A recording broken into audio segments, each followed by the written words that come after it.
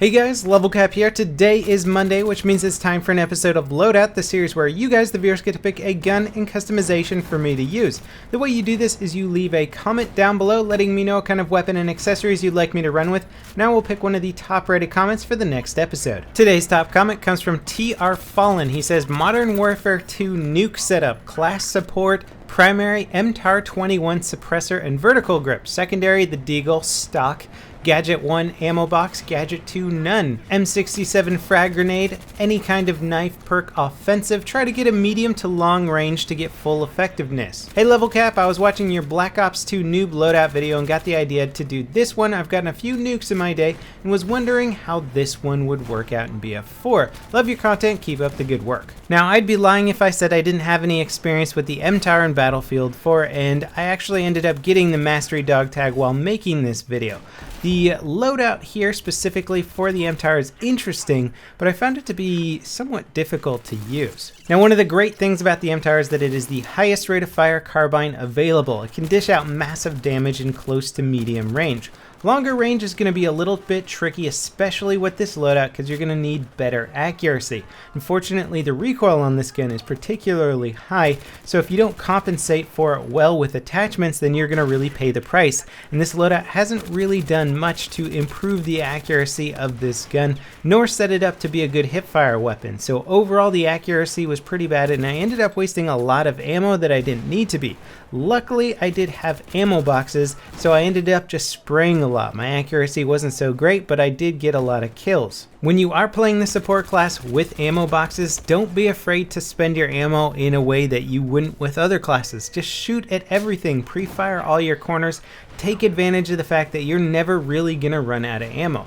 Now, the only issue with combining unlimited ammo in the MTAR is that it has a very long reload, so you can shoot a lot and waste your ammo kind of recklessly, but if you get caught reloading this weapon, you're going to be in a world of hurt, and it's not going to work out too well. So I was playing very defensively, even though I had the offensive perk, and basically just getting 1 or 2 kills maximum and then hiding behind some cover to get that reload, putting down my ammo box and just staying topped off at ammo. Now, one cool feature of the MTAR and frankly all other Bullpup weapons in this game, and something that I don't really talk about a lot, is the aiming down sight accuracy while moving. All Bullpup style weapons have improved aiming down sight accuracy while moving, so this is really good for people who like to strafe back left and right, trying to dodge bullets and shooting accurately at the same time. MTAR is good for that, and the ergo grip is actually going to further improve that. The only problem is that this gun doesn't really need a lot of help with its moving accuracy. It needs help with its accuracy in general, and frankly its reload speed,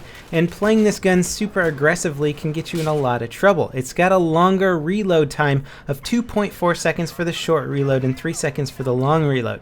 You're going to burn through your whole mag, especially when engaging multiple opponents, so you're going to hit that long reload when trying to play aggressively with this gun, and it's going to hurt you a lot and it's going to get you killed a lot. So although aggressive play is possible, it's going to be much trickier with this gun, and I prefer optimizing this weapon for medium to medium long-ish range engagements, and you can do that provided you have the right attachments on there. Personally, I've had a lot of luck with the stubby grip and compensator. It's going to help you control a lot of that recoil in the bullet bloom of this weapon. You can also play around with the angled grip, depending on what kind of barrel attachment, angled grip and just flash hider, or if you need extra recoil control, you can always do angled grip and compensator. It's going to hurt your accuracy a little bit, but make up for it with the recoil control. So there's a few different ways that I personally prefer to run this weapon, and that's going to make you a little bit more effective at medium ranges, and it's going to allow you to just basically have a little bit more versatile of a weapon. Now, a lot of the time I was running this loadout, I was playing some rush game modes, perhaps a bit too populated of a server to really take advantage of this.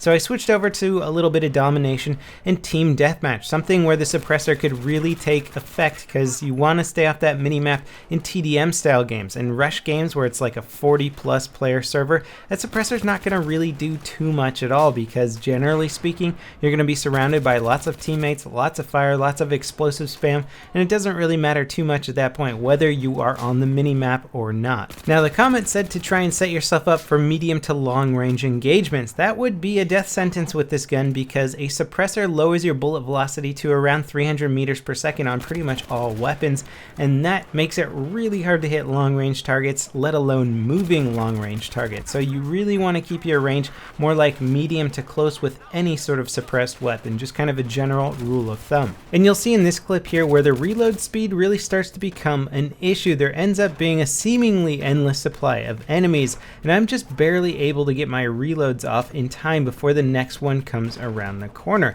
It's pretty much lucky that nobody's coming around the corner during my reload. I ended up getting a kill trade towards the end of the sequence here, but it's still kind of a dodgy situation and one of the main reasons why I like to play very passively with the MTAR. On a side note, a lot of video games have adopted the MTAR into their arsenal of weapons available, but the MTAR stands for Micro Tavor. There's actually a full-size Tavor, which is the assault rifle variant of this weapon, and I haven't really seen it in too many video games. It would be awesome if Battlefield added another assault rifle that was the full-size Tavor. We do have at least one more expansion coming out for this game, so here's to hoping that perhaps we'll get a Tavor as an assault rifle in the next one.